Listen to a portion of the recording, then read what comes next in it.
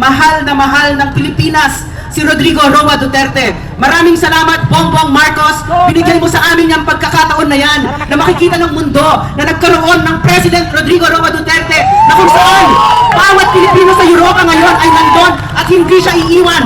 Phenomenal President. Maraming salamat, Bongbong Marcos. Mahina ko kote mo. Wala kang panalo dito.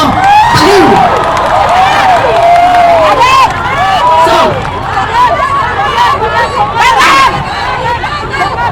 ang sinabi ni Bongbong Marcos, walang soberenya ang Pilipinas. Ang sinabi niya, ang hudikatura natin ay bulok, walang sistema kung kaya kailangan yung kahihiyan na ibibigay natin ang mga kaso natin na siya dapat mismo natin kayang gawin ay ibibigay pa sa dayuhan. Yan ang sinabi ni Bongbong Marcos sa hudikatura at sa bawat Pilipino, bulok ang justice system natin. So bawat justice, bawat judge, bawat lawyer, bawat law student, ma-insulto kayo sa ginawa ni Bongbong Marcos na pag-surrender ang ating soberenya. Sinabi din niya na ang Pilipino, itong taong ito na sinabi ni Vice President Inday, hindi marunong maging president. Eksakto ang pinakita niya. He surrendered a Filipino citizen sa ICC, sa isang dayuhan. Never na ginawa ni Rodrigo Roa Duterte yan. So it is incumbent upon everybody, lahat tayo, matuto tayo mag-Ingles. Kasi ang audience natin ngayon ay ang audience ni Rodrigo Roa Duterte, the world stage. We will tell the world who Rodrigo Roa Duterte is and what that war on drugs really is. Somewhere like 88 to 92% of Filipinos approve of Rodrigo Roa Duterte's war on drugs. Ang hindi niya nakikita ngayon. Sabi ng informant ko sa BJMP, nung si PRRD ay kinidnap, ang nag-cheer doon, ang saya-saya nila, mga CPP, NPA, NDF. Kasi ang nasa loob ng ICC na yan ay ang CPP, NPA, NDF. Si Cristina Conti, na sinabi ng mga former rebels, ay isang operatiba ng CPP, ay legal advisor ng CPP, NPA, NDF. Sa kanila din nanggaling yung bloated, exaggerated na figure na 30 to 60,000 deaths daw. Pero ang nasa alleged crimes ng ICC mismo ay 43 in 8 years. Sila ang may crimes against humanity, ang CPP, NPA, NDF na yan.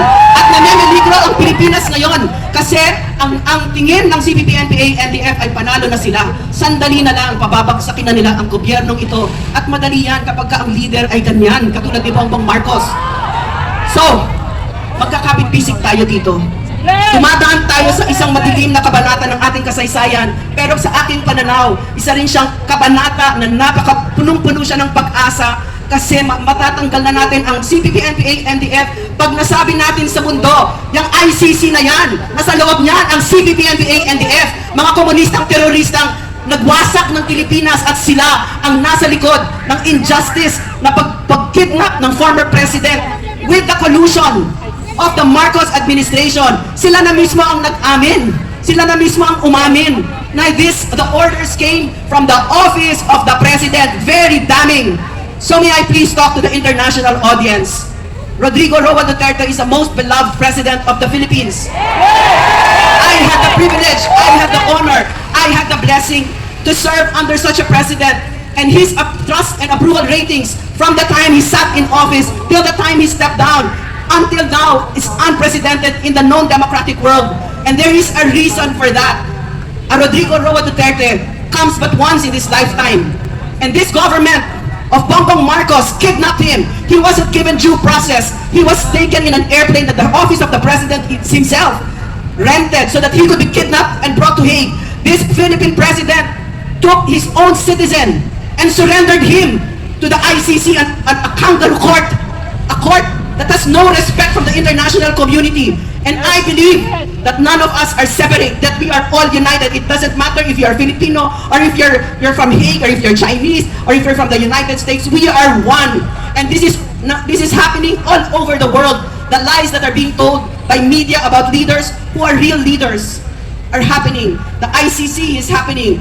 The use of NGOs to steal from government is happening. We know this because we have been under the terrorism for over half a century of the CPP, NPA, and the F. Therefore, I would like to appeal to you. You are our protection. You are humanity's protection. Whatever diminishes one person, diminishes the rest of humanity. There are plenty of persons that deserve to be in jail. The CPP, NPA, NDF is one of them. Fascists and plunderers, people who steal from the people, billions, trillions, of which Marcos and Tambaloslos are being now asked to explain themselves in the Supreme Court, are one of them. But definitely, Rodrigo Roa Duterte is not one of them. Help us to our fellow humans all over the world. Help us bring a most beloved, a most respected leader in this country. Thank you. Maraming salamat si Dr. Lorraine Badoy.